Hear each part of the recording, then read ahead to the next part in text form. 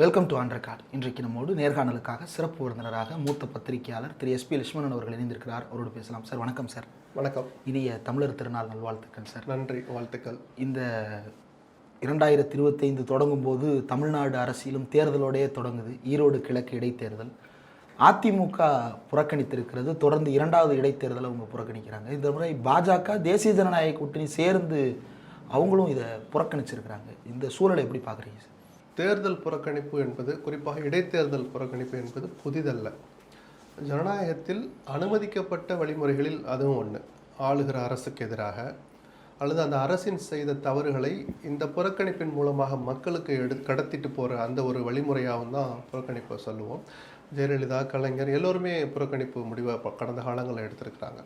ஆனால் எந்த நேரத்தில் எடுத்தாங்க, எந்த அரசியல் சூழலில் எடுத்தாங்க, எந்த தொகுதியை புறக்கணிச்சாங்கன்னு ஒன்று இருக்குது. அங்கே வாய்ப்பே இல்லைன்னா சரி அதுக்கு இப்படி ஒரு காரணத்தை சொல்லிடுவோம் அப்படின்னு சொல்லி கடந்து போன காலங்கள்லாம் உண்டு.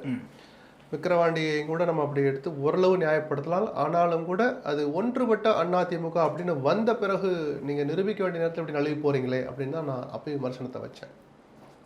பொதுவாக இடைத்தேர்தல் என்பது ஒரு உரைகள் மாதிரி. ஆளுங்கட்சியினுடைய நல்லது செஞ்சிருந்தால் அவங்களுக்கு கிடைக்கிற அங்கீகாரமாக எடுத்துக்கலாம், இல்லை அவருடைய தவறுகளை சுட்டி காட்டி அதை உரசி பார்க்குறது மாதிரியான ஒரு விஷயந்தான் இடைத்தேர்தல். அவருடைய நல்லதுக்கும் கெட்டதுக்கும் ஒரு சான்றிதழ் வழங்குறது. அது பாடம் கற்றுக் கொடுக்கறதாக இருந்தாலும் சரி, சான்றிதழ் அளிப்பதாலும் சரின்னு சொல்லலாம். ஆனால் இந்த தேர்தலை பொறுத்த வரைக்கும் அதுலேருந்து கொஞ்சம் மாறுபட்டதுன்னா, ஒரே குடும்பத்தில் 2 பேர் அடுத்தடுத்து மறைந்த பிறகு நடக்கிற தேர்தல். குறைஞ்சது ஒரு ஆக்டிவாக பார்த்தா ஒரு 11 மாதம்தான், 1 வருஷம்தான் பதவிக்காலம் இருக்கிற ஒரு தேர்தல்ங்கிற போது அந்த உரைகள் என்கிற வார்த்தையை இதில் என்னால் பொருத்தி பார்க்க முடியல. இது அரசினுடைய நிர்வாக திறமையை, நிர்வாக குறைபாடுகளை வெளிச்சம் போட்டு காட்டுற தேர்தலாகவும் நான் பார்க்கல. ஆனால் எதிர்கட்சிகளுக்கு எப்படி ஒரு நல்ல வாய்ப்புன்னா, எத்தனையோ போராட்டங்கள் நடத்துகிறாங்க, இந்த போராட்டங்களெல்லாம் நடத்த அனுமதிக்கலைன்னு குரல்கள் கேட்குது.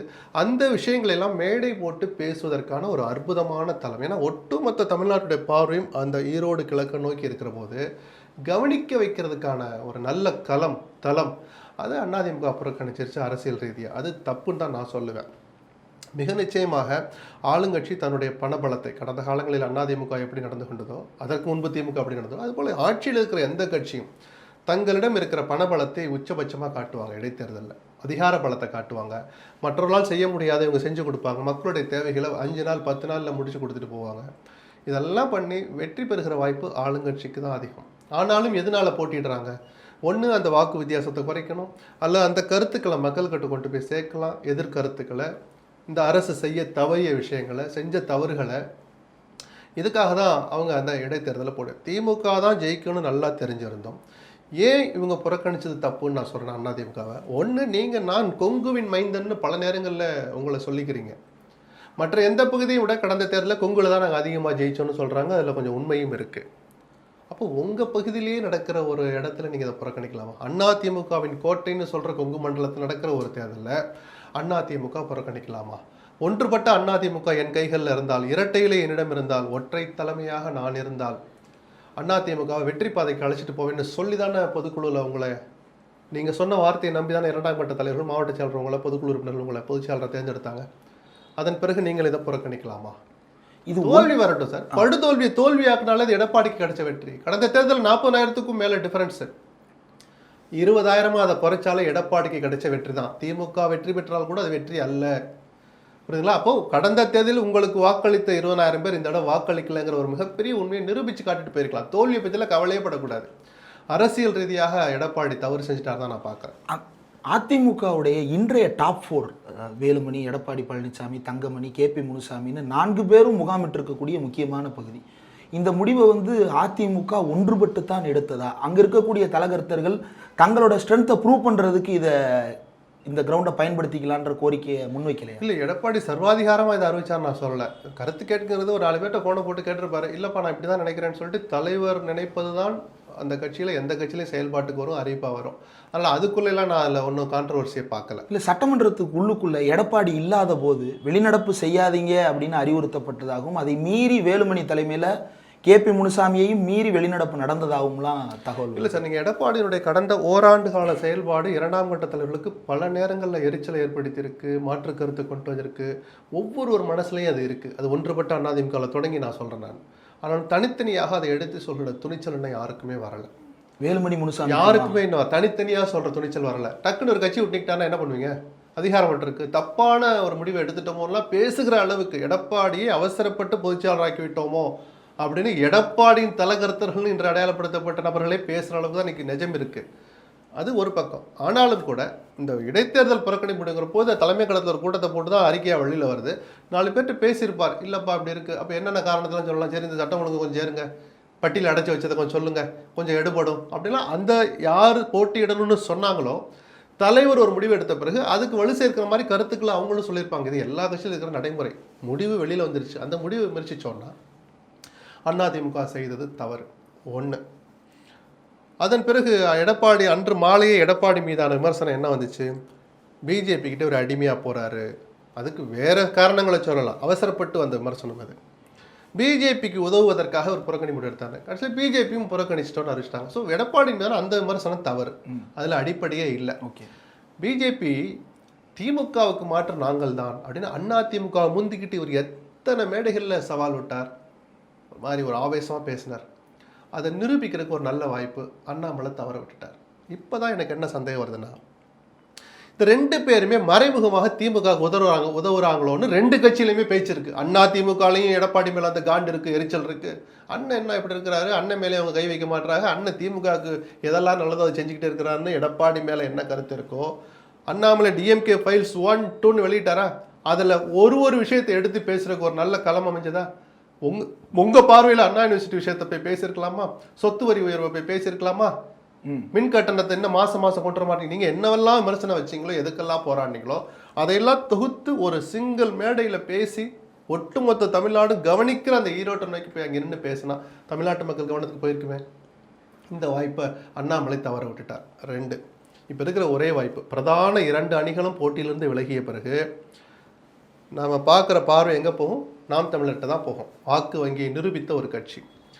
என்னுடைய தனிப்பட்ட கருத்து என்னன்னா, சீமான் இந்த தேர்தலை புறக்கணிக்கணும். அவங்க புறக்கணிச்சது தப்பு. அதுதான் நான் சொல்ல வரேன், அது ஒன்றுக்காக வரேன். ஏன் புறக்கணிக்கணும்னு சொல்கிறேன்னா, பிரதான கட்சிகள் பிரதான அணிகள் 2ம் புறக்கணித்த பிறகு இவர் போட்டிட்டா நிச்சயமாக 2ஆம் இடம் இவருக்கு தான். ஆமாம், பார்த்தீங்களா, நான் அடுத்து நாங்கள் தான் 2வது பெரிய கட்சி அப்படிலாம் சொல்கிறது அது நிஜமாக இருக்கலாம், உள்ள உட்கரு உண்மை இல்லை. திமுக அடுத்து அவர் தான் அதிக ஓட்டு வாங்குவார். இவரும் சேர்ந்து புறக்கணிச்சாதான் திமுகவின் கன்னத்தில் அரசியல் ரீதியாக அரைந்தது போல் ஆகும். அந்த வெற்றியை பார்த்து அவங்க வெக்கப்படணும்.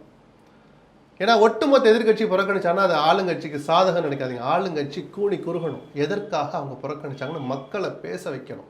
இந்த அற்புதமான வாய்ப்பு சீமானுக்கு இருக்கு. அவர் என்ன செய்யறாருன்னு பார்க்கணும். இது என்ன சார் முரண்பாடாக இருக்குன்னு சொல்லலாம். பொதுவாகவே சார் நான் திரும்ப சொல்கிறேன், ஜனநாயகத்தில் அனுமதிக்கப்பட்ட ஒரு நடைமுறை என்ன?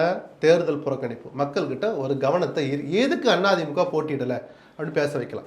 சரி, 1, 3 சாய்ஸ் இருக்குது. இந்த மாதிரி நேரங்களில் ஆளுங்கட்சிக்கு நீங்கள் நிஜமாகவே பாடம் புகட்ட விரும்பினால், நீங்கள் ஒவ்வொருத்தரும் இத்தனை போராட்டங்களை நடத்துனீங்களே அண்ணா யூனிவர்சிட்டி விஷயத்து வரைக்கும், அதெல்லாம் கன்சால்டேட் பண்ணி இந்த ஆளுங்கட்சிக்கு திமுகவுக்கு ஒரு பாடத்தை புகட்ட விரும்பினால் சில கருத்துக்களை மக்கள்கிட்ட கொண்டு போய் சேர்க்கணும்னா நீங்கள் எல்லாருமே போட்டிட்டு இருக்கணும்.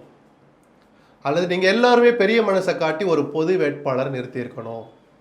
அதுதான் திமுகவுக்கு நிஜமான த்ரெட்டு. அப்படி நீங்கள் செய்ய தவறுற வரைக்கும் நீங்கள் மக்களை முட்டாளாக்குறீங்கன்னு தான் நான் சொல்வேன். அப்படி இல்லையா, 3வது சாய்ஸ் தான் எல்லாரும் ஒட்டுமொத்தமாக புறக்கணிச்சாலும் அது திமுகவுக்கு பாடம் புகட்டுவதாக தான் ஆகும். அவங்க செஞ்ச தப்ப மக்கள் இன்னும் கொஞ்சம் விரிவாக வாதிப்பாங்க. அதனால தான் சீமான் கிட்ட நான் அதை தனிப்பட்ட முறையில் எதிர்பார்க்கிறேன்னு சொன்னேன். மற்றபடி வெற்றி எத்திக்க நீங்கள் யார் போட்டிட்டாலும் இன்னைக்கு திமுக தான் ஜெயிக்கும். அவ்வளோ பணபலம் அவங்க கிட்ட இருக்கு, அதிகார பலம் இருக்கு, கூட்டணி பலம் இருக்கு. இல்லை சார், களத்தில் பிரச்சாரம் பண்ணும்போது மக்கள் அதை பேசுவாங்க. ஆனால் பிரச்சாரத்துக்கு எதிர்கட்சிகளே இல்லை அப்படின்னா அது வந்து ஒரு சிங்கிள் மெஜாரிட்டி அவங்களுக்கு ஈஸியாக கொடுக்குற மாதிரி இல்லையா? ஆமாம், அதுதான் ஏன்னு மக்கள் கவனிக்க அதை மட்டும் கவனிக்க மாட்டாங்க. பிரச்சாரத்தில் பேசுகிற விஷயத்தை மட்டும் கவனிக்க மாட்டாங்க. ஏன் பிரச்சாரத்துக்கு வரலன்னு கவனிப்பாங்க. மக்கள்கிட்ட ஒரு கவனத்தை ஈர்க்கிற விஷயம் தான் நான் சொன்னேன். ஒட்டுமொத்தமாக புறக்கணிச்சா மக்கள்கிட்ட போகாமலேயே திமுகவை நீங்கள் வெட்கி தலைகுனிய வைக்க முடியும். இப்படி ஒரு வெற்றி நமக்கு வேண்டும் தானா, தேவைதானா? நான் சொல்ல போறீங்களா, அதுவும் ஒரு பாடம் தான். அரசியல் ரீதியாக திமுகவுக்கு நீங்கள் கற்றுக் கொடுக்குற பாடம் தான். அந்த ஆங்கிள் நான் சொல்றேன். அப்ப திமுகவுக்கு அனுகூலமாக சீமானும் செயல்படுகிறான்ற விமர்சனம் இல்ல, ஒட்டுமொத்தமாக எல்லாரும் எடுக்கிற போது அது ஒட்டுமொத்த முடிவுன்ற அந்த கொடைக்கின் கீழே வந்துடும். நீங்க தனியா ஒருத்தர் முடிவு எடுத்தா அந்த பேச்சு வரும். நான் இப்பவும் சொல்றேன், 3 பேர் உட்காந்து ஒன்னா பேசுங்க. ஒரு ஹோட்டல்ல வாங்க, காஃபி சாப்பிடணும். சீமான், அண்ணாமலை, எடப்பாடி 3 பேர் உட்காந்து பேசுங்க. எல்லாருக்கும் தனித்தனி சித்தாந்தம் இருக்கு. நம்ம ஆளுநர் திமுகவுக்கு ஒரு பாடம் கற்றுக் கொடுக்கணும். எல்லாரும் புறக்கணிப்போம். இல்லை, எனக்கு பெருந்தன்மை இருக்கு, யாரை ஒரு பொது வேட்பாளர் நிறுத்தினால் நான் ஆதரிக்க தயார் சொல்லிருக்கலாம்ல. அப்பதான் நான் சொல்றேன், நீங்க எல்லாம் சேர்ந்து நாடகம் ஆடுறீங்க, திமுகவை எதிர்ப்பது போல் நாடகம் ஆடுறீங்க, ஆனா மறைமுகமா உதவுறீங்களோன்னு தோணுது. ஒண்ணு எல்லாம் சேர்ந்து மொத்தமா முடிவெடுங்க, அது பொது வேட்பாளரோ புறக்கணிப்போ, அல்லது எல்லாரும் தனித்தனியா போட்டிட்டு உங்களுடைய ஜனநாயக கடமையை நிறைவேற்றணும்.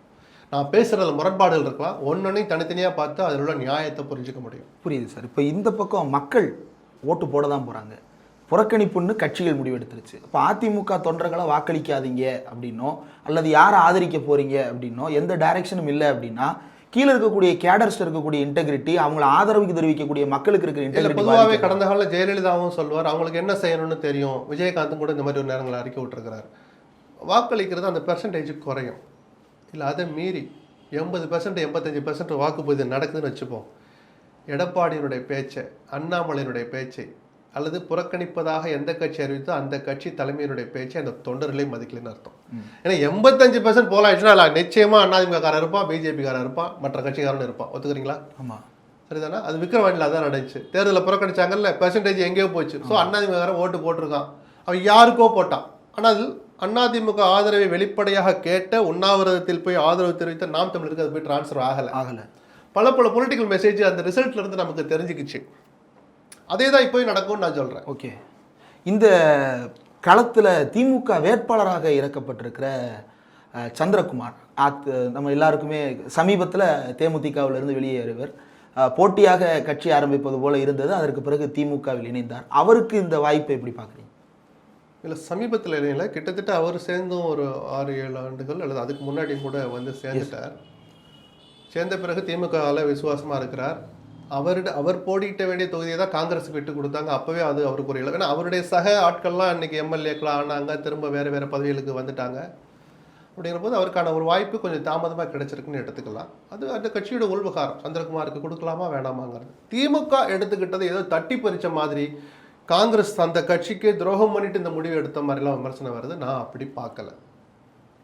நாடாளுமன்ற தேர்தலில் கோவை தொகுதியில் சிட்டிங் எம்பி யாரு? இடதுசாரி. அண்ணாமலை போட்டியிட போறாருன்னு ஒரு தகவல் வருதுன்னு ஸ்டாலினுக்கு தெரிஞ்ச உடனே, ஐடியாலஜிக்கலாக பார்த்தாலும் நம்ம அண்ணாமலை தோற்கடிக்கணும். ஒரு ஐக்கான் அவர். மற்ற பிஜேபி வேட்பாளர் தோற்கடிக்கிறதுக்கும் அண்ணாமலை தோற்கடிக்கிறதுக்கும் ஒரு பெரிய பொலிட்டிக்கல் மெசேஜ் கன்வே ஆகும். அப்போ அது அண்ணாமலை தோற்கடினா வலுவான திமுக கிளம்புறணும். அது ரிஸ்க் தான், சுமையை சுமக்கிறது தான். நாங்கள் சுமந்துக்கிறோம்னு சொன்னபோது இடதுசாரிகள் அதை புரிஞ்சுக்கிட்டாங்க. உங்களுக்கு வேறு தொகுதி வாங்கிக்கன்னு சொன்னாங்க. ஸோ அந்த வெற்றி தான் இலக்காக இருக்கணும் அப்படின்னு நினச்சா அப்போ எடுத்த முடிவு மாதிரி தான் இப்போ நீங்கள் நின்னா இவ்வளோ பணப்பழத்தை செலவு பண்ண முடியாது. இப்போ காங்கிரஸ் நின்றுருந்தால் திமுகவும் பிஜேபியும் இந்த முடிவு எடுத்திருப்பாங்களான்னு எனக்கு ஒரு சின்ன சந்தேகம் இருக்குது. அதிமுகவும் பிஜேபியும் அல்லது நின்று சில புறக்கணிக்க போகிறவங்களும் கூட இந்த முடிவை எடுத்திருப்பாங்களான்னு எனக்கு சந்தேகம் இருக்குது. ஏன்னா காங்கிரஸ் தானே அடித்து பார்ப்போன்னு ஒரு சின்ன ஒரு எள்ளி நகையாடல் பொலிட்டிக்கலாக கொஞ்சம் வந்து எட்டி பார்க்கும். திமுகன்னா ரைட்டு, இவங்க நம்மளை போட்டு சாத்துவாங்க அப்படின்னு இயல்பாகவே அந்த மனநிலை வந்துடும். ஸோ அந்த முடிவுப்படி தான் நீங்கள் கொடுங்க. இப்போ கொடுத்துட்டோங்கிறதுக்காக 18 ஜிசியில் இப்போ அடுத்த தடவை ஈரோட்டை கொடுத்துட்டியே 17 தான் கொடுப்போன்னு சொல்ல போகிறாரு. குறைஞ்சபட்சம் இதே 18 கொடுப்பாங்க, கூடுதலாகவும் 2-3 அதிகபட்சம் காங்கிரஸும் கேட்பாங்க. ஸோ இதுக்கும் எண்ணிக்கைக்கு சம்மந்தம் இல்லை. அரசியல் சூழலை மனசில் வச்சு திமுக போட்டிடணும்னு அப்படி தான் எடுத்திருக்குன்னு நான் பார்க்குறேன். அதிமுக எடுத்த இந்த முடிவு மக்கள் பக்கத்துலேருந்து யோசிக்கும் போது ஓகே, இன்னொரு பக்கம் உள்ளுக்குள்ள இருக்கக்கூடிய முரண்பாடுகள் வெளியே வந்துடக்கூடாதுன்னு இந்த புறக்கணிப்பு. நிச்சயமா நான் தேர்தலுக்கு முன்பாகவே தன்னுடைய தோல்வியை அம்பலப்படுத்தும் அப்படின்னு நான் சொன்னேன். ஒரு ஏற்கனவே கொடுத்த ஒரு இன்டர்வியூல அதான் சொன்னேன். அதிமுக தேர்தலில் புறக்கணிக்க கூடாது. பொலிட்டிக்கலா பார்த்தா, அதிமுக அரசியலை மனசுல வச்சு பார்த்தா, நீங்கள் விட்ட சவால் அதை மனசுல வச்சு பார்த்தா, ஒன்றுபட்ட அதிமுகவை என்னால் வழிநடத்த முடியும் வெற்றிகரமான்னு சொன்னதை வச்சு பார்த்தா புறக்கணிக்கலாமா? உங்க விக்கிரவாண்டியா தள்ளி விடுங்க, உங்க பகுதி உங்க கோட்டையிலே நடக்குது, நீங்க புறக்கணிக்கலாமா? அப்போ நாம் அம்பலப்பட்டு போயிடுவோன்னு எடப்பாடிக்கு ஒரு பயம். டெபாசிட் போச்சுன்னா அதை பெரிய அவமானம். அப்போ ஒன்றுபட்ட அதிமுக அவசியங்கிற அந்த குரல் இன்னும் கொஞ்சம் ஓங்கி ஒழிக்குமோ அப்படிங்கிற பயம், தயக்கம் தான் அவர் ரொம்ப சுலபமாக இந்த முடிவு நோக்கி எடுக்க வச்சிருக்கு. எடுத்த நேரம் தவறு, அந்த தேர்தல் நடக்கிற பகுதியும் அந்த முடிவை தவறுன்னு நிரூபிக்க வைக்குது. நிறைய விஷயங்கள் பகிர்ந்துட்டீங்க சார். இவ்வளவு நேரம் ஒதுக்கி இந்த நேர்காணல் தந்ததற்கு மிக்க நன்றி சார். நன்றி.